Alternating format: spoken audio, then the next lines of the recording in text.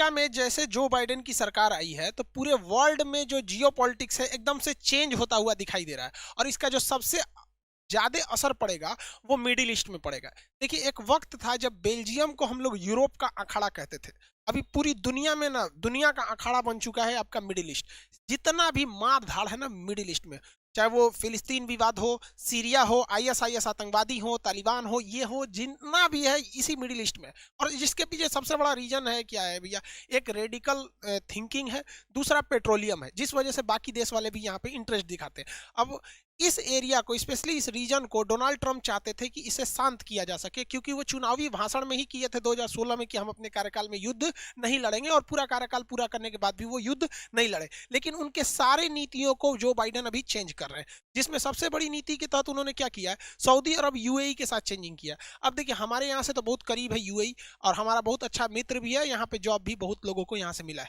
UAE से ये Donald Trump एक बार मतलब समझौता कराए थे कि अगर तुम इसराइल को मान्यता दे दोगे, देखिए मिडिल ईस्ट वाले मानते ही नहीं है कि इसराइल एक देश भी है, तो इन्होंने कहा था कि अगर तुम इसे मान्यता दे दोगे तो हम तुमको बदले में बहुत ही लेटेस्ट हथियार देंगे, जिसमें मुख्य रूप से F-35 शामिल है। F-35 दुनिया का अब तक का सबसे एडवांस एयरक्राफ्ट है। हालांकि अभी भी वो ट्रायल रन में ही चल रहा है, लेकिन वो वर्टिकल टेक ऑफ कर सकता है और ये लैंडिंग कर सकता है, मतलब हेलीकॉप्टर की तरह उड़ के नीचे भी बैठ सकता है, इतना एडवांस है। तो इन्होंने भाई साहब समझौता कर लिया।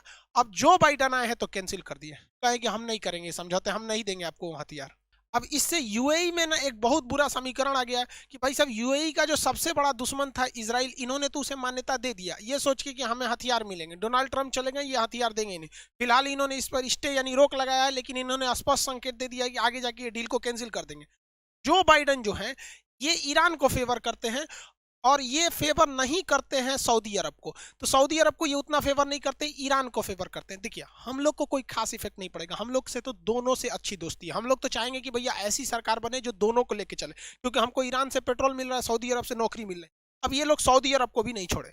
सऊदी अरब के जो प्रिंस थे वो डोनाल्ड ट्रंप के शासनकाल में जब गए थे तो बहुत ही बड़े बिलियन डॉलर्स के इन्होंने हथियार का समझौता किया था। इतने ज्यादा हथियार थे, जिसमें एयरक्राफ्ट था, मतलब मिसाइल्स थे, हेलीकॉप्टर, ट्रांसपोर्टेशन, गन, हर चीज था डोनाल्ड ट्रंप के समय। डोनाल्ड ट्रंप ने भी इसको बहुत सराहा था और कहा था कि भाई आपको सऊदी अरब को, इसराइल को क्या करना पड़ेगा, मान्यता देना पड़ेगा। ये डोनाल्ड ट्रंप की चुनाव में बहुत बड़ी जीत थी, क्योंकि जिस तरह से जो बाइडन चुनाव में ये स्पेशली मुस्लिम वोट को खींचने के लिए थे, वैसे ही डोनाल्ड ट्रंप यहूदी वोट को खींचने के चक्कर में थे, जिस वजह से वो ये वाला दाव चले थे। हालांकि इनका कुछ कुछ भाषण इनको डुबा दिया। लेकिन अभी जब आई है जो बाइडेन की सरकार, तो जो बाइडेन ने कहा कि जो ट्रंप ने जो जो हथियार की बात कही थी सऊदी अरब के साथ, उसे हम लोग क्या कर देंगे, कैंसिल कर देंगे। इनसे तो वो मान्यता मनवा के चला गया। अब ये थोड़ी कहेंगे कि हम उन्हें मान्यता दे दिए, अब वापस लेंगे, तो दुनिया में इनकी किरकिरी होने लगी। अब ये लोग जो हथियार का सपना देखे थे कि हमको ये सारे हथियार मिलेंगे, लेटेस्ट हथियार, ये जो सऊदी अरब वाले हैं ना, इनको कुछ नहीं आता है। शायद अगरबत्ती, मोमबत्ती, छुहारा ये सब बना लेते हैं लोग, लुंगी उंगी सिलना जानते हैं लोग, लेकिन बोलते हैं ना अल्लाह मेहरबान तो गधा पहलवान, एक कहावत है कि भाई इन लोग के यहाँ पेट्रोल मिल गया, जिस दिन तेल खत्म इनका खेल खत्म। अब ये लोग को आज तक ये समझ में नहीं आता है कि हथियार लिए, जितना भी राइफल से लेके A to Z हथियार का डील कर चुके थे, डील क्या हो गई है, कैंसिल हो गई है। जितने भी ट्रांसपोर्ट वाहन थे या फिर आर्टिलरी थी, उस सारे चीजों को बाइडेन ने कैंसिल कर दिया। इवन की जो इनकी सबसे बड़ा सपना था कि इनके पास F-35 होगा तो ये ईरान पर हमला कर देंगे, F-35 को भी कैंसिल कर दिया। इवन की भारत में मोदी जी की भी काफी आलोचना हुई थी जब अमेरिका आपको F-18 दे रहा है, ऑफर कर रहा है, और F-35 भी ऑफर कर रहा है, तो आप क्यों फ्रांस का रफाल ले रहे हैं, रफाल नहीं लेना चाहिए, ऐसे काफी आलोचना हुई थी। तो भाई मोदी जी बेवकूफ बैठल, उनको ना पता है भाई, ई पैतरा मोदी जी को कोई नहीं सिखाए, उनसे अच्छा नहीं जानता है। मोदी जी को परफेक्ट पता है कि अमेरिका मेन मौके पे ना टाइम खींच लेता है।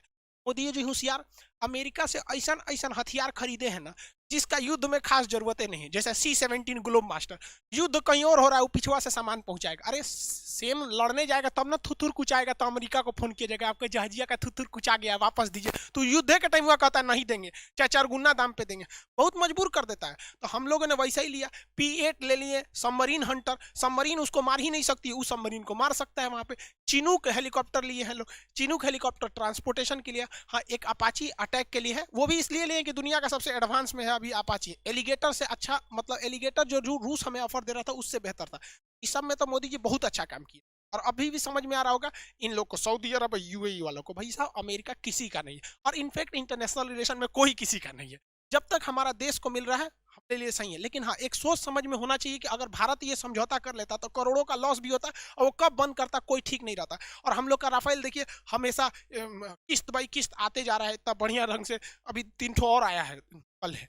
अब ये रूस, ये अमेरिका जो है एक और चीज से खफा है। देखिए हम अपने देश में किसी की भी आलोचना कर सकते हैं, तो ये जमाल कशोगी हैं, इनको लगा कि इन्हों ये भी क्या करेंगे, अपने यहाँ के राजा की आलोचना कर देंगे। हमारे यहाँ देखिए किसी मुख्यमंत्री का विरोध कर सकते हैं, प्रधानमंत्री का विरोध कर सकते हैं, होता भी है, डेली विरोध हो जाते हैं, लेकिन ऐसा नहीं है कि हमारे प्रधानमंत्री किसी को गोली मरवा देते।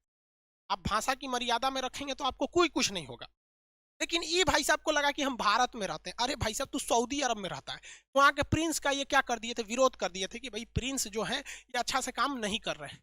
इस ससुरा एम्बेसी में मरवा दिया जमाल कशोगी को। देखिए सीसीटीवी फुटेज है कि तुर्की के एम्बेसी में जा रहे हैं। एम्बेसी दूतावास सबसे सुरक्षित जगह होता है। जूलियन असांजे 8 साल से 9 साल तक छुपे रहे एक एम्बेसी में, इतना पावरफुल होता है एम्बेसी। उसमें देखिए जमाल कशोगी जा रहे हैं, लेकिन आते हुए किसी ने नहीं देखा। इनकी बीवी कहते रह गई, ट्रंप ने इस चीज को दबा दिया, इनको ने डील भी हो गई, भैया हम हथियार खरीदेंगे, लेकिन जो बाइडेन कह रहे हैं कि अभी हम ये भी केस को खुलवाएंगे। यानी सऊदी अरब के लिए थोड़ा सा दिन खराब चल रहा है, ईरान के लिए अच्छा चल रहा है। तो भैया ईरान के लिए अच्छा चल रहा है तो हम लोग के लिए सही है। सऊदी अरब की एक और मन बढ़ी क्या थी, यमन। देखिए क्या यमन था, यमन में हमारे हजारों लोगों को रोजगार मिला। केरल से बहुत सारी हजारों की संख्या में नर्स यमन में थी, लेकिन यमन में हैती विद्रोह हो गया। ये हैती विद्रोह ईरान समर्थित था, यानी हैती विद्रोहों को समर्थन किसको था, ईरान को। अब ईरान की दुश्मनी किससे थी, सऊदी अरब से। सऊदी अरब की एयरफोर्स ने, सऊदी अरब के राजा ने आदेश दिया हमला करो। अभी भाई साहब जैसा राजा वैसा एयरफोर्स, गधा एयरफोर्स ने भी नहीं सोचा कि हमला करना कहाँ है, बस राजा साहब का आदेश है हमला करो। कहाँ करना है, यमन देश में करना है। अरे भैया वो देश में कहाँ करना है ये नहीं पूछा सब, और सीधे लगा सब हमला करने। यार ऐसा ऐसा जगह मार दिया सब, हॉस्पिटल तोड़ दिया सब, रेसिडेंशियल एरिया पे बम्बार्डमेंट कर दिया। इसे नहीं होता है यार, इंसानियत सीखो लोग। यहाँ नहीं भी समझ में आता है ना तो पिछले साल देखो लोग भी सर्जिकल स्ट्राइक किए, बालाकोट में एयर स्ट्राइक किए। किसी आम इंसान को हम लोग की कोशिश रहती है कि खरोच तक नहीं आए, और बाकी आतंकवादियों लोग के लिए तो भैया गईबे किया था। लेकिन हम लोग में तो इतना था, अब हम लोग हमला करते तो हम लोग भी तो चाहते तो किसी रेसिडेंशियल एरिया में मार देते, किसी घर में मार देते, बच्चों तक को नहीं छोड़ा, ससुरा स्कूल पे मार दिया। इस वजह से ह्यूमन राइट की बहुत ज्यादा यहाँ पर वायलेशन हुआ। अमेरिका कह रहा है कि भैया हम इसका भी हिसाब लेंगे। यानी अभी ओवरऑल देख रहे हैं ना तो ईरान के लिए दिन थोड़ा ठीक ठाक चल रहा है, हम लोग के लिए तो अच्छा ही भाई। वहां से पेट्रोलियम वगैरह मिल रहा है हम लोग को ईरान से। रीजन समझिए, हसन रूहानी जो है ये अभी यूरेनियम कार्यक्रम को भी चालू कर देंगे, क्योंकि जब जो बाइडेन उपराष्ट्रपति थे तो इनसे पहले ही समझौता कर लिए थे, बाद में हार गए ओबामा प्रशासन के समय, हो गया। तो नरेंद्र मोदी का देखिए इनसे भी ठीक है, अभी तो नए नए आए हैं। मोदी जी का इनसे बहुत बेहतरीन समझौता है, मोदी जी गए थे तो वहां गुरुद्वारा भी खुलवाए थे, तो ये भी आए हैं हमारे साथ, इनका काफी अच्छा समझौता। लेकिन अब हमें क्या करना चाहिए, भारत सरकार को यही मौका है। ईरान में जो हमारा चाबहार पोर्ट का जो थोड़ा बहुत काम अटक गया था सैंक्शंस के वजह से, देखिए किसी भी एयरपोर्ट सी पोर्ट को बनाने के लिए सारी चीजें लगती है, जैसे हैवी क्रेन चाहिए। अब वो इंडिया में नहीं बन रहा है तो मान के चलिए उसे लेके आना है यूरोप से, तो अमेरिका प्रतिबंध लगाए हुए है, भारत में नहीं लगाया तो दूसरे पे लगा, काफी दिक्कतें आई थी। तो जब चाबहार पोर्ट बन जाएगा तो हम आपको पहले वीडियो में बता ही दिए हैं, कजाकिस्तान, किर्गिस्तान, तुर्कमेनिस्तान, ताजिकिस्तान सब ने भारत से कहा है कि हमको भी पोर्ट का यूज करने दीजिए। भारत ही पोर्ट का यूज करने देगा। और आप एक चीज और याद कीजिए, भारत सरकार का रेल प्रोजेक्ट है यहाँ, इस रेल प्रोजेक्ट के रास्ते हम अफगानिस्तान में जाना चाहते हैं, और इसी रेल प्रोजेक्ट के रास्ते हम यूरोप अफ्रीका तक पहुंच सकते हैं। यही रास्ता ही है, क्योंकि भाई यहाँ पे तो पीओके वाला जो एरिया है ये तो डिस्टर्ब है, पाकिस्तान से पिक्चर में आएगा तो अलग बात है। तो हम लोग को यहाँ पे चाबहार पोर्ट पर काम करना चाहिए, और रेलवे लाइन के प्रोजेक्ट को बहुत तेज कर देना चाहिए।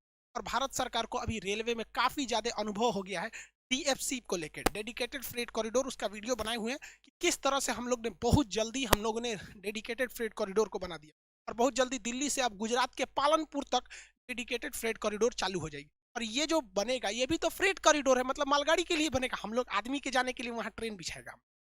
इससे हम लोग को क्या होगा, यहाँ से मुंबई से यहाँ तक पहुंच हो जाएगी, या पूरे सेंट्रल एशिया और यूरोप तक हो जाएगा। अब पाकिस्तान तुम देखते रह जाओ, तुम्हारा बाईपास हो जाएगा, तुमको कोई पूछबो नहीं करेगा। लेकिन सबसे जरूरी जो चीज है, जो ट्रंप के शासनकाल में रुक गया था, वो पेट्रोलियम का पाइपलाइन के लिए। देखिए, हम लोगों ने तुर्कमेनिस्तान से अफगानिस्तान होते हुए, तुर्कमेनिस्तान से अफगानिस्तान, पाकिस्तान और इंडिया, ये पाइपलाइन लाए हैं। तुर्कमेनिस्तान से गया है, अफगानिस्तान से, पाकिस्तान से और इंडिया से। शॉर्टकट देखेंगे तो इसी को कहते हैं TAPI, तापी गैस पाइपलाइन। तो अब हमें गैस खरीदने के लिए बार बार तो जाना नहीं पड़ेगा, पाइपलाइन बिछा देंगे। उसी तरह से हम पेट्रोलियम के लिए ईरान से बार बार यहाँ जाते हैं, भर के लाते हैं, खत्म हो गया, फिर जाओ, फिर लाओ, फिर जाओ, फिर लाओ। अब आप सोचिए, आपके घर है और घर से दुआरी पे रख दिया गया है नल, जब जब पानी की जरूरत पड़े तो दरवाजा से निकलिए, हैंडपंप चलाइए। कितना आराम हो जाएगा अगर छत पे टंकी लगा दे, किचन में टोटी लगा दे, जब मन तब कर लीजिए। बस वैसे ही टोटी लगाना है, एक बार का खर्चा है। नीचे नीचे पाइप बिछा दीजिएगा समुद्र के मतलब से पाकिस्तान होते हुए, क्योंकि चाइना, देखिए दो रास्ते हैं हमारे सामने, या तो हम पाकिस्तान को होते हुए ला दें। यहाँ पर पाकिस्तान को होके लाने से एक फायदा ये रहेगा कि पाकिस्तान हम लोग से थोड़ा सा नॉर्मल इसलिए रहेगा क्योंकि उस पाइपलाइन से उसका भी यूज हो जाएगा और हमारा खर्चा बच जाएगा, कि कहेंगे भैया जितना दूर तुम्हारा है तुम बिछा लो। लेकिन अगर हम लोग समुद्र के रास्ते लाते हैं तो टोटल खर्च हम ही लोग को वेयर करना पड़ेगा। तो बेहतर है ना कि पाकिस्तान को भी समझा दीजिए, कि पाकिस्तान को समझाना बहुत सिंपल है। चाइना ने समझा दिया था कि हमसे अरबों खरबों ले लो, CPEC ले लो, पूरी दुनिया तुम्हारी सड़क का यूज करेगी, $85 बिलियन ले ली, GDP से ढेर ले लिया कर्जा। तो समझे में नहीं आ रहा है भाई साहब, इस पे तो कोई नहीं आ रहा है, कोई जाएगा उसके सड़क पर, सोचो कब बम भरेगा किसी को पता ही नहीं। तो ये गैस पाइपलाइन को हम लोग को ज्यादा जोर से करना चाहिए। बाइडेन के शासन में ईरान के लिए ये फायदा है।